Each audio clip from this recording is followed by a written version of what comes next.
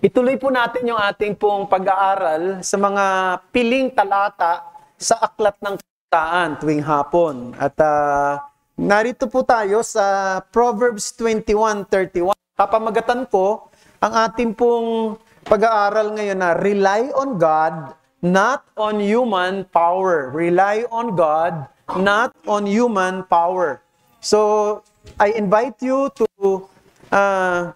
Proverbs 21:31. I will be reading in ESV o English Standard Version, and after that, we will be reading the Tagalog version, the English Standard Versions. The horse is made ready for the day of battle, but the victory belongs to the Lord. Sa Tagalog po, ang kabayo ay inihahanda para sa araw ng paglalaban, ngunit nauukol sa Panginoon ang pagtatagumpay. Ito ang salita ng Panginoon. Ang bawat isa sa atin, na whether you are conscious or not, ay nabubuhay sa pananampalataya. Now, hindi ko tinutukoy rito yung saving faith. No, not the saving faith. Ang ibig ko lang sabihin, sa araw-araw ng buhay natin, tayo ay nananampalataya at nagtitiwala sa iba. Halimbawa, pag tayo ay pumunta sa doktor, nagtitiwala tayo na yung doktor na yon ay magbibigay sa atin ng tamang prescription. Nagtitiwala tayo sa mga pharmacies, na pag pumunta tayo sa butika, ang ibibigay na gamot sa atin kung ano yung tamang gamot. At nagtitiwala tayo sa mga kusinero, sa restaurant, na pag pumunta tayo roon, ay yung pagkain na ating in-order ay niluto ng tama, niluto ng malinis. No, hindi naman natin nakikita kung paano niluluto yon, pero nagtitiwala tayo sa kanila. Nagtitiwala tayo sa mga drivers, no, ng Grab, ng bus, ng jeep, ng anumang mga sinasakyan natin. Nagtitiwala tayo sa nagtayo ng gusali, na kung saan nandoon yung opisina natin, nandoon yung school mo, o yung nagtayo ng mall, na doon ka nag-hangout paminsan-minsan, pag mayroon kang pang-malling, no? Nagtitiwala ka na yung building na yon ay matatag at kayang i-contain ang mga maraming taong nagpupunta roon. So, yun yung gusto kong sabihin, that every day, we trust other people. Diba? Pero ito ang isang malungkot.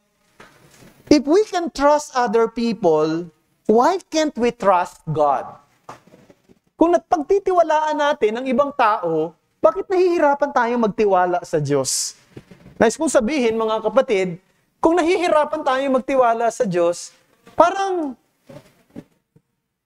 hindi tayo naniniwala na makapangyarihan ng Diyos.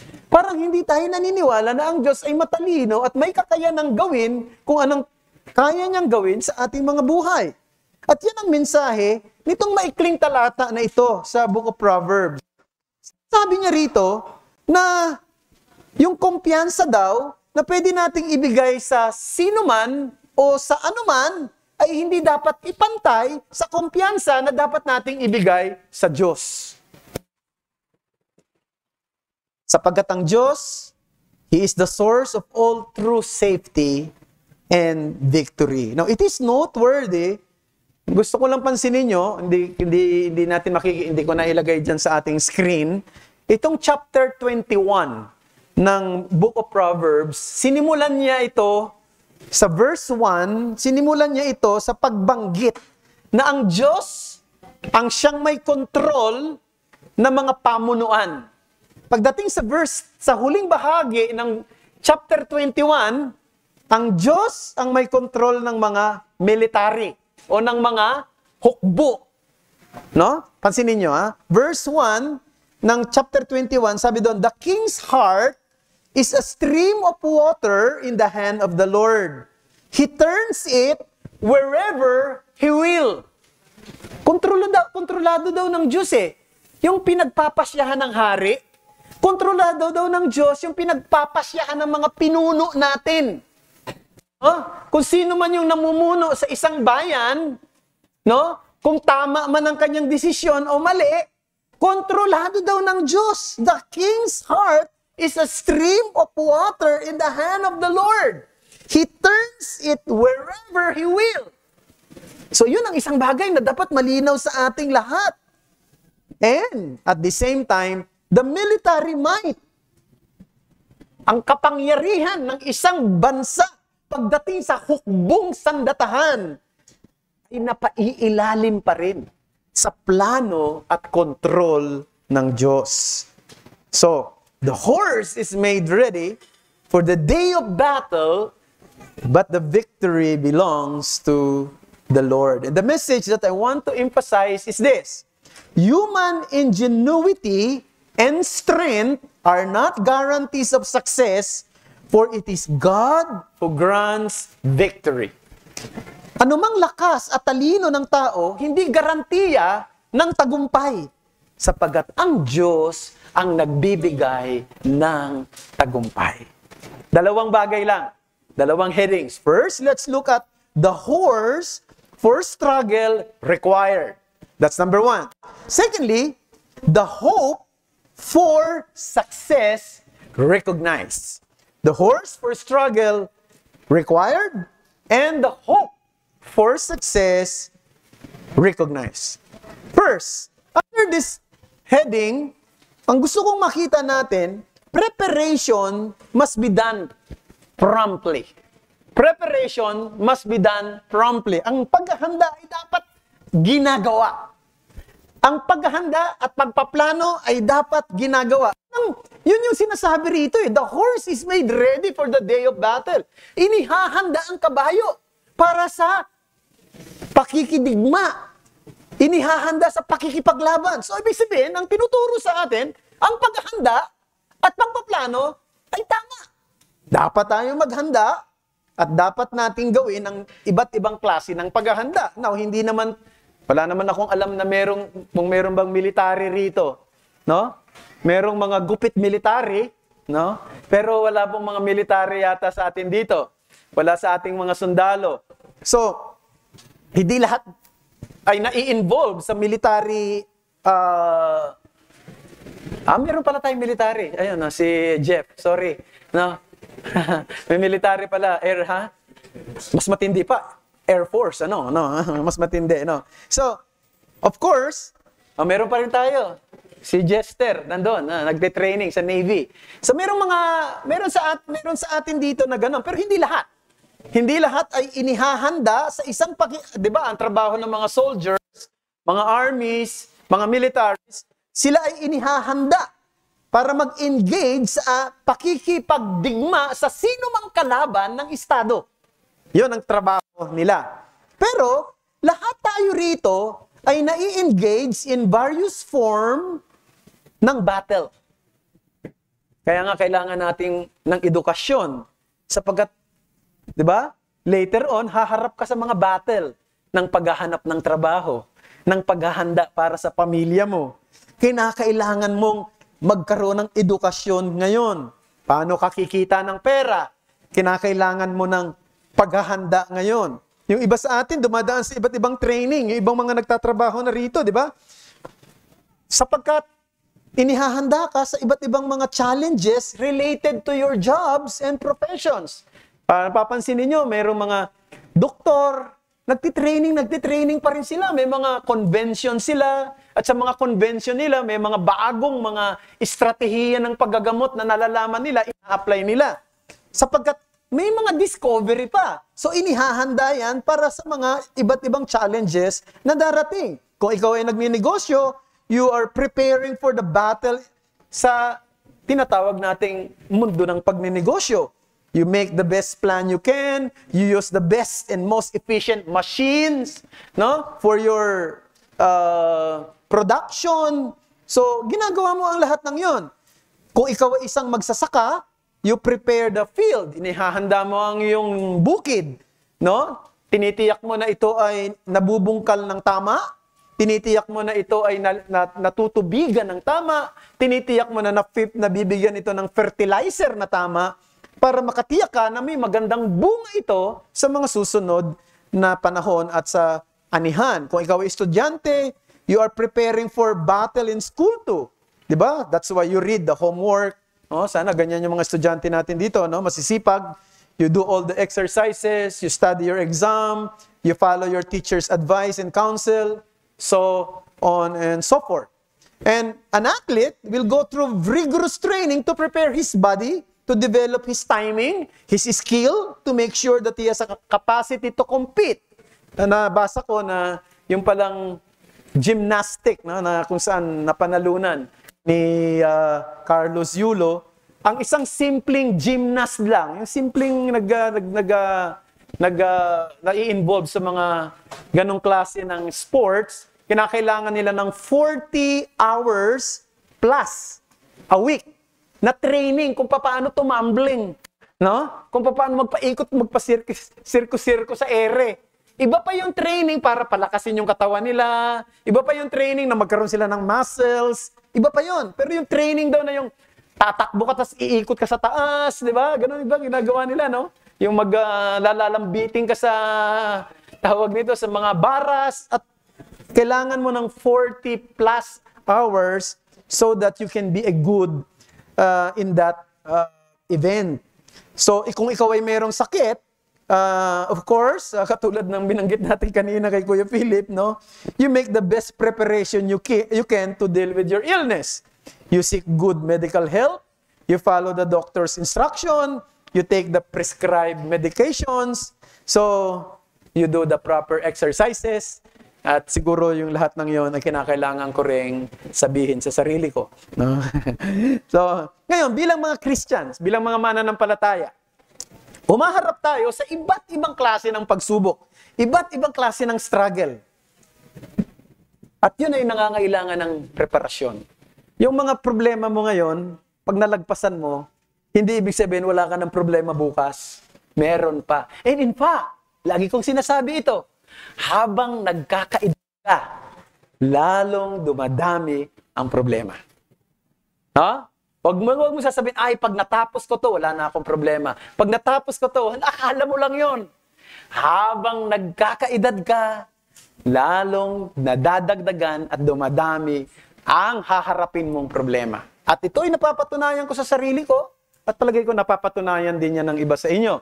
Lalo na pag nagkakaedad ka sapagkat ngayon, poproblemahin mo na ang iyong lakas, poproblemahin mo na ngayon ang katawan mo, yung mga dating kaya mong gawin, hindi mo na kayang gawin ngayon. So maraming bagay na haharapin ka sa buhay na ito na dapat mong paghandaan while you are still young. While you still has the capacity to prepare for your challenges, for the challenges sa iyong pagtanda. So marami, no? And tayo mga Christian, napakadami nating mga dapat paghandaan. We will encounter challenges na susubok sa Christian belief mo, sa conviction mo, no? May mga haharapin kang kasalanan na matitrete ng testimony mo. May mga trials na masishake yung faith mo. And therefore, we must always be diligent in our preparation. No? Lalo na, tayo mga Christian, lagi kang haharap sa iba't ibang challenges na yan. Minsan magugulat ka. May mga kasalanan na parang ambush, no? Yung hindi mo na paghandaan. Bigla na lang darating. Kaya kinakailangan mong maging handa sa mga bagay na yan ngayon. So, preparation must be done promptly. But not only that, preparation must be done properly. Now, in ancient times, horses, yung mga horses, ito yung mga tangke. Ito yung mga kanyon ngayon, ika nga, no? Ito yung mga tanks. Yan ay isang major military vehicle nung unang panahon. Napaka-valuable ng kabayo, ng mga horses, pagdating sa military affairs. Ito ay isang napakahalagang military equipment. Nagpo-provide ito ng safety, ng security, nagpo-provide ito ng kakayanan na magawa mo ng mabilis. Yung mga hindi mo magagawa kung ikaw ay foot soldier lang. Kaya sa anumang labanan nung unang panahon, kapag ang kalaban mo ay merong yung tinatawag na merong mga kabayuhan, no? Cavalier. Sigurado ko kung ikaw ay foot soldier, nasa alanganin kang kalalagayan, no? Kinakailangan meron kang kabayo na magiging malakas na pamamaraan at para ikaw ay maging handa sa anumang laban. At ang chance ng survival ay mas malakas kaysa ikaw ay isang foot soldier lamang. Merong akong nabasa patungkol kay Alexander the Great. Alam natin si Alexander the Great ay siya ang kinilala na nag-conquer ng known world of his time, no? Si Alexander the Great. At napakatindi ng kanyang military success, no? At the very young age, he was able to conquer the known world of his time. No? Nakaabot siya hanggang Pakistan, nakaabot siya hanggang Afghanistan, hanggang India nung panahon niya. Pero ina-attribute niya ang kanyang success hindi lang sa kanyang husay, sa kanyang pakikipaglaban, hindi lang sa mga strategy niya, kundi sa kanyang horse. Meron siyang horse na ang pangalan ay si Bucephalus. Bucephalus. So, sabi nila, itong si Bucephalus was the most famous horse in history. And he was so important to Alexander the Great that he founded a city in memory of his horse. At ang pangalan ng city na yun ay Bucephala. Bucephala. No? Isang Greek city during the time. So, in honor of his horse. So, napakahalaga para sa kanya, kaya niya na-conquer ang maraming bansa, kaya niya nasakop ang maraming lugar ng kanyang kapanahunan, it's because of his horse. So the horse, ang sabi rito sa binasa natin, the horse made ready for the day of battle. So, when we talk of the horse in this context, it is a picture of strength. It is a picture of efficiency. No? It is a picture of having all the strategies in place and the plans work out. Yan po yung picture na yan. So, everything dito sa proverb na ito ay ina-assume at pinahihiwatig sa atin na tayo dapat ay marunong maghanda ng tama.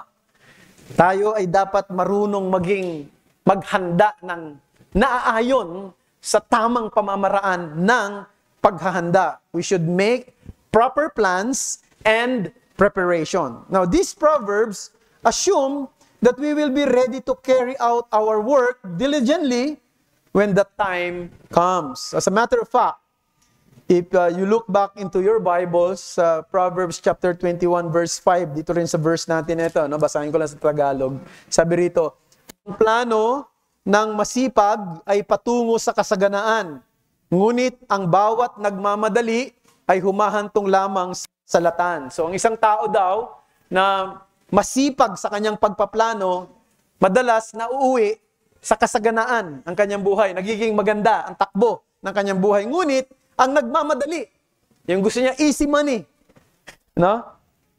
Ano nangyari? Humahantong sa kasalatan. So, kinokomend dito yung isang mahusay magplano, masipag magplano, matama ang mga plano.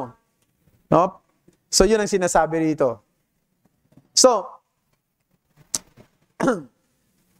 you see, it's commending diligence. It's not saying that this is a guarantee. Hindi sinasabi na mahusay kang magplano, garantiya yan, no?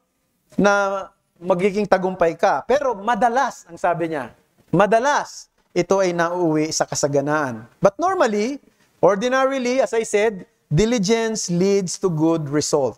Diba si Jesus Christ, may sinabi rin siya doon sa gospel na yun daw nagtatayo ng isang building o ng isang gusali, ng isang tower, dapat kinakount muna niya yung cost bago siya magtayo. Bago siya magtayo, di ba? Nagka-count siya ng cost. Tinitingnan niya muna, kaya ba nating tapusin ito? Kaya ba natin itong magawa? No? Bago niya talagang i-implement. Kasi may mga nagtatayo ng building, no? May nagtatayo ng hindi niya natapos. Kasi nga, hindi niya na-count yung cost. Hindi ko alam ang dahilan. Alam mo, dito sa lugar namin, sa Adelina, mga 25 years plus na kami nakatira. Na meron kaming kapitbahay doon, na hindi ko naman kilala kung sino ang may-ari ng bahay nila doon sa kanto na yun. Dumating kami dyan, sinisimula ng itayo yung bahay niya. Hanggang ngayon, hindi pa tapos. Hanggang ngayon. Hindi ko alam ang dahilan. Maaring siguro, nawala ng budget, nalugi. Kaya nga mahalaga siguro, yung talagang tama sabi ng Panginoon, you have to count the cost. Enough ba yung pera mo? Kaya ng resources mo? So, yun ang dapat makita rito. So, there's wisdom in training our minds and our bodies to really do planning properly and wisely. So there's wisdom in putting our material resources to good use. In fact, that's a good stewardship. So ang church natin will be hosting the Rebap Family Camp in 2026. And even now, we are preparing. Ang ginagawa? Anong ginawa ng ating mga directors? No? Nag-divide sila ng mga tungkulin. No? Merong nasa finances, merong nasa program, merong nasa registration, merong mga nasa promotion, at marami pang iba. So, yun ang ginagawa ng iba, naghahanda na tayo ngayon pa lang. So, napakahalaga ng preparasyon. Similarly, Christian life is a battle. And we have to be prepared. Battle against sins. Not only battle against sins, battle against false teachings. Ayan yung ating dinidiscuss kaninang umaga. Battle against worldliness. Battle against ungodly principles and practices. Yan ang battle natin ngayon. Alam nyo, habang tumatagal, nakikita ko kung gaano katindi ang haharapin ng mga kabataan natin, ng mga anak natin, ng mga apo natin sa susunod na panahon. Lalong tumitindi ang battle, no, pagdating sa ungodly principles. So nagsisimula na yan sapagkat alam natin na maging ang ating mga lipunan, maging ang ating mga mambabatas ay gumagawa na ng mga batas na hindi tama, mga batas na maaaring sa huli at sa mga susunod na panahon ay makakaapekto sa ating pamumuhay bilang Kristiyano, no? At alam natin na nangyayari na yan sa ibang bansa na pagka merong, di ba?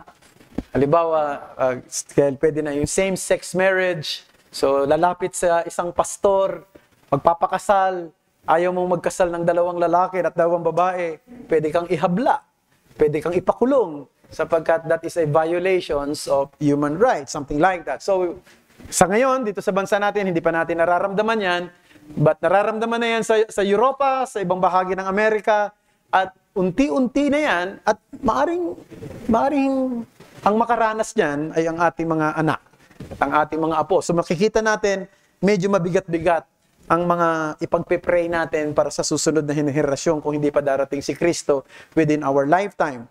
So, we have to be prepared for that. To be strong in fighting the enemies of our faith. We must be diligent in preparation through constant devotion, prayer, studying God's Word, and fellowship with fellow believers. That's why fellowship is very important. No? Koinonia is very important. Because these are ways, no, to prepare yourselves for battle. Ito yung mga pamamaraan para ihanda ang sarili mo sa anumang labanan. So yun ang unang punto na gusto kong bigyan natin ng pansin. The horse for struggle required. When I say horse, it represents planning, it represents preparation, no? Sa mga struggle, kailangan yan. Secondly, the hope for success, recognize.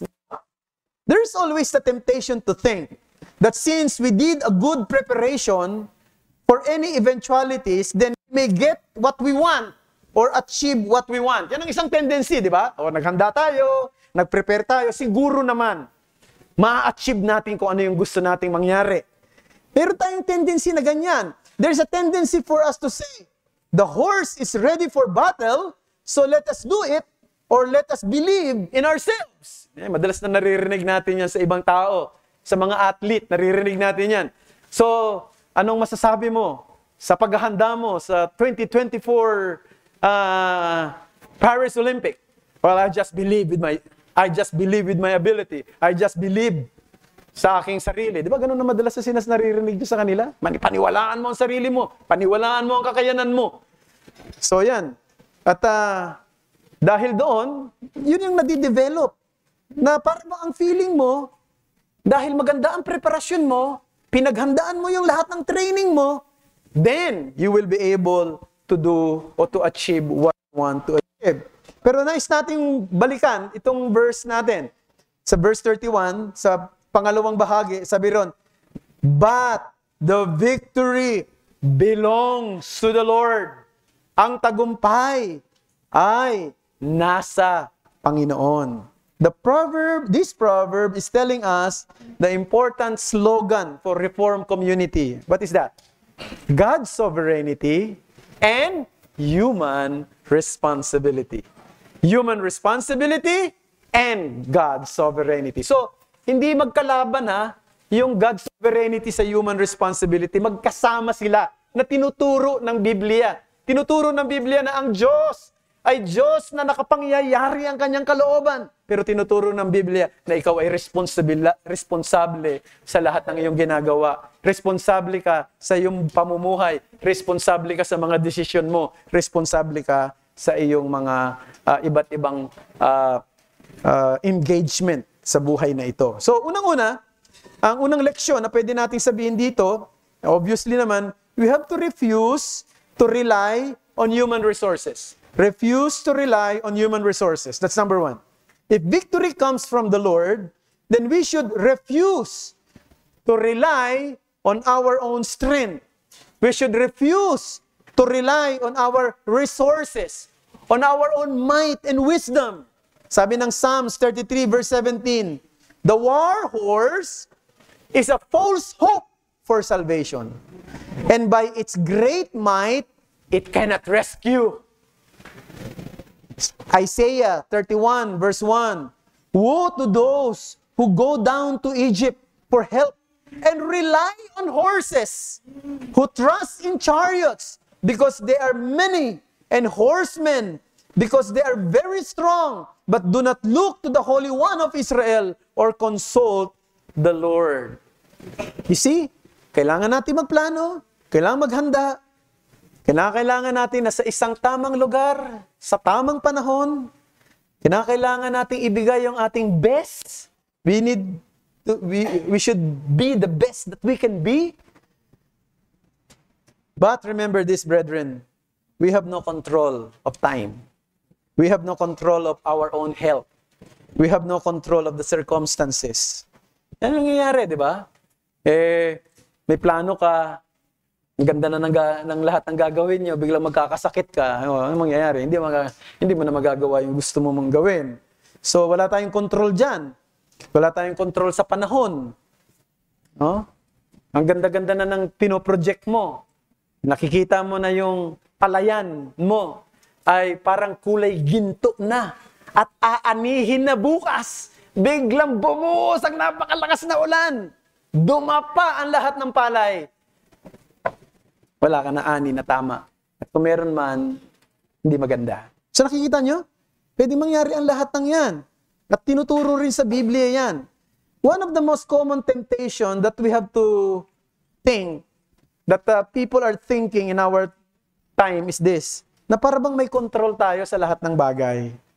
Na that it's up to us to make the perfect decision and to research all the options and to eliminate all of the risk. Now, of course, mayroong mga ginagawa tayong paraan para hindi mailagay ang ating sarili sa panganib, pero wala para tayong control sa maraming bagay. Hindi ba? No? Nakita niyo, di ba mayroong nangyari dito sa may Walter Mart, sa Carmona. No? Mayroong kumakain sila doon sa isang kainan. Bigla na lang may nawala ng prenong sasakyan, pumasok sa mismong doon sa loob at patay. So anong ibig ko sabihin? Ang feeling mo nasa safe place ka, pero wala pa. Doon pala sa lugar na yon, doon ka pa mamamatay. So ang ibig ko lang sabihin, mga kapatid, huwag nating isiping tayo may control. Tayo magplano, pero wala tayong control sa lahat ng bagay. Don't we hear that so often sa ating mundo ngayon na parang ang feeling nila, you can do anything you want because you have prepared for it, no? Mali yan. Napaka-heavy yung burden na yan na ikikerry natin. Pagka lagi nating iniisip, lahat ng ginawa mong maganda, lahat ng ginawa mong tama, merong magandang resulta. Napakabigat na burden yan. Kasi pagka hindi nangyari, ang sakit sa kalooban. Kaya nga minsan, di ba malungkot sa panahon natin yung mga nagtuturo ng health and wealth gospel, na laging pinapangakuhan yung mga tao na kapag kayo ay nagbigay, siksik, liglig at umaapaw, tingnan nyo, magbigay kayo ngayon. Pagbalik nyo sa inyong bahay, yung pala bigasan yung maingay dahil walang laman, magkakaroon yan. Pag hindi nangyari, ano mangyayari? Mas mapoprostrate yung mga tao. Ano ba yun? Parang hindi naman totoo. Tapos pag tinanong mo, akala ko ba ganun? Sasabihin, kulang ang iyong pananampalataya. Diba? So, ano ibig ko lang sabihin, mga kapatid, ito yung isang frustration na meron tayo sa ating panahon sapagkat parang inilalagay mo sa mga kamay mo ang lahat. Now, maging sa pagdidisiplina natin sa ating mga anak, isang bagay rin na dapat na maging tiyak sa atin. Ito, diniscuss namin kanina sa aming men's discussion sa taas, no? We do our best for our children. We discipline them, no? Pero pag nagdidisiplin tayo, wag natin laging iisipin na dahil dinisiplina natin sila sa tamang paraan, para bang maganda lagi ang resulta nito. No? At napatunayan, maging sa mga kwento kanina ng mga kapatiran, na hindi ito totoo. Ibibigay mo lagi ang resulta sa Diyos. Ipagkakatiwala mo lagi sa Kanyang kamay. Panginoon, bahala ka na. I have done my best. I have done my part. No? So, we should not think that because we discipline our children, no, as if magiging godly na sila o successful na sila, no, pagdating ng araw. Discipline is God's command, brethren, of course. But we depend on God for the blessing to our effort for our children to be godly and to be successful. So it is being observed na yung modern culture natin is very much obsessed with the so-called productivity. And to achieve productivity is to do more. Di ba ganyan? How can you achieve productivity? Do more. Do it better. Do it faster. Di ba ganyan? Productivity. What happens when the unexpected occurs? What happens when it doesn't all go as planned? Ano mangyayari? It can be crushing. Madudurog ang puso mo. Ano pa? Mapoprostrate, madidisappoint ka. At pagkatapos, maaaring masira maging ang disposition mo. No? At napakalaki ng pressure na lagi nating iisipin na merong tagumpay sa lahat ng ating pagsisikap. Merong tagumpay sa lahat ng ating pagpapagal. Merong tagumpay sa lahat ng ating mga kasipagan sa buhay. Malaking burden yon. Mabigat yon. Malaking pressure yon. Pwede nating isipin, maging masipag ka dahil yun ang kalooban ng Diyos. Maging matyaga ka dahil yun ang kalooban ng Diyos. No? Magsikap ka dahil yun ang kalooban ng Diyos. Pero ang resulta nito ay ibibigay mo pa rin sa Diyos. Sapagkat siya ang nakakaalam na kung ano ang makakabuti. Yun ang sinasabi na the victory belongs to the Lord. Now, secondly, last but not the least, second thing under this heading, rely relentlessly to God's rule. So, una, refuse to rely on human resources. Pangalawa, rely relentlessly to God's rule. If victory belongs to the Lord, we should depend on God from planning to the result of everything. Ang isa sa mga magandang halimbawa niyan sa Bible, makikita nyo sa 2 Chronicles chapter 14. Ito'y kwento patungkol kay King Asa. Alam niyo si King Asa ay makikipaglaban siya sa isang hari na ang pangalan ay si King Zerah ng Ethiopia. Outnumbered talaga ang grupo ng King Asa. No? In desperation, tumawag siya sa Panginoon, Panginoong Diyos, tulungan mo kami. Kami nagtitiwala sa iyo, sa iyong pangalan. Lumalapit kami sa iyo. We have come against this multitude, ang sabi niya. Ang aming sarili, pinagkakatiwala namin. We rest on thee, and in thy name we go. And the Lord granted victory that day to King Asa, sabagat siya'y umasa sa Diyos at hindi sa kanyang sarili. So, yun nga, di ba mga kapatid? Victory came from the Lord. By resting in the Lord and acting in His name, we guard ourselves against fear and worry. Yan. Ba, pag ang tiwala mo nasa Panginoon, ano yung mana-overcome nito? Yung worry mo at yung fear mo. Hindi lang yun, nagkakaroon ka ng lakas na harapin yung mga challenge, may courage. Nagiging humble ka. Kung mayroong success, kung mayroong victory, hindi mo pwedeng sabihin, tinan mo naman, kung di natin pinagplanuhan ng maigi ito, ganito, hindi magiging tagumpay ang ating mga gawa. Hindi ka na humble niyan. No? Tingnan mo naman nangyari. Ano? Buti na lang talagang pinag-isipan natin maigi ang lahat ng yan. You see the result? No, we don't want to see that kind of attitude, no? We still want to be humble. That even in that result, in that good result, it is in the hands of the Lord. And therefore, thank God. Thank God. Praise Him. No? And we will remain humble before Him. But not only that, brethren, trusting in God's sovereign will helps us accept failure, knowing that His wisdom and will are perfect even when our plans fall short. Right? Mas matalino ang Diyos kaysa sa atin eh. Mas magaling siya kaysa sa sino man eh. Mas alam niya kung ano yung mabuti. Kahit na yung plano mo ay hindi natupad. Sapagkat meron siyang best plan kaysa doon sa plano mo. And moreover, brethren, God wants all of the glory in any victory, however small or great. Gusto niya talaga ganun. Kung meron magandang nangyari sa buhay natin, nakapasa ka sa exam, no? Meron kang magandang trabaho, ano pa? May mga natugon ng mga prayers mo, may project na naging matagumpay. Gusto ng Diyos ng kalwalatian ay mabigay sa Kanya. Sapagkat alam nyo, minsan, ang tendency, kapag may mga magagandang nangyayari sa buhay natin, minsan nagiging mataas din ang tingin natin sa sarili natin. No? Pag puro magaganda, pero ang tingin natin sa sarili natin para magaling din.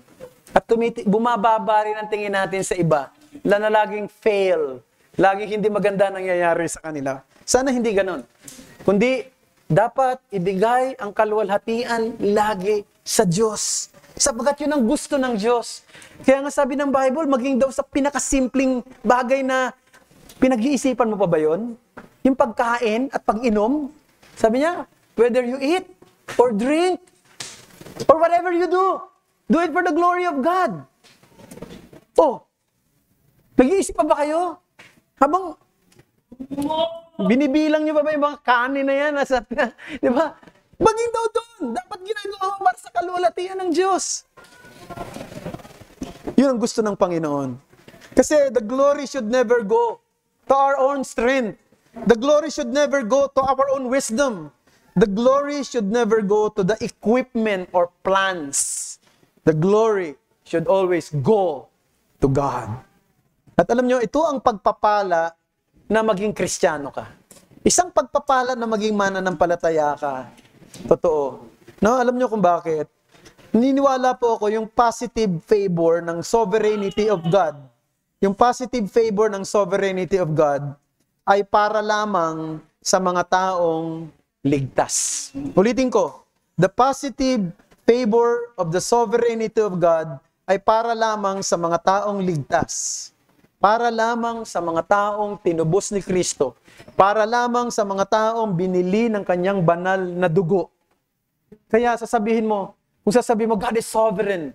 No? God is a God of providence. And the blessing of God's sovereignty and the blessing of God's providence is only applicable sa iyo. Kung ikaw Kristiyano. Pero kung hindi ka Christian, Baka yung sovereignty of God, para sa ikasasama mo talaga, ikapapahamak mo. Pero sa mga Christian, lahat ng mga pangangasiwa ng Diyos, mabuti man o masama na dumarating sa iyo, para sa ikabubuti mo. Di ba? Yun ang dapat na maging malinaw sa ating lahat. Kaya nga, napakalaki ng pagpapala na maging mananampalataya tayo. Napakalaki ng pagpapala na maging Christian tayo. Kaya meron ako kinakausap dito, hanggang ngayon di ka pa Christian. Kaya yung mga pinag-uusapan natin dito, na patungkol sa positive favor ng God's sovereignty, positive favor ng God's providence, hindi yan para sa'yo kung hindi ka pa mananampalataya. Anong hinihintay mo? Lumapit ka kay Kristo na tagapagligtas ng mga makasalanan. Si Kristo lamang ang dapat pagtiwalahan. Si Kristo na nagtagumpay sa kasalanan sa pamamagitan ng kanyang ginawa doon sa krus at sa pamamagitan ng kanyang muling pagkabuhay, ay tumanggap ka ng kapatawaran sa kasalanan mo at ang kanyang tagumpay ay magiging tagumpay mo kung ikaw ay may totoong pananampalataya sa Kanya. Lumapit ka sa Kanya sa daan ng panalangin at sabihin mo sa Kanya, Panginoon, iligtas mo. Ako'y isang makasalanan. Maraming salamat po muli sa inyong pakikinig, mga kapatid. Tayo po ay manalangin. Muli, nais naming magpasalamat sa iyo, Panginoon, sa mga salita mo na aming napagbulay-bulayan ngayon pong hapong ito. Gano'n man kasimple ang mga katotohanan ito nawa ay magkaroon ng totoong meaning sa aming mga buhay, sa aming mga puso. Ito ang aming dalangin sa ngalan ni Jesus.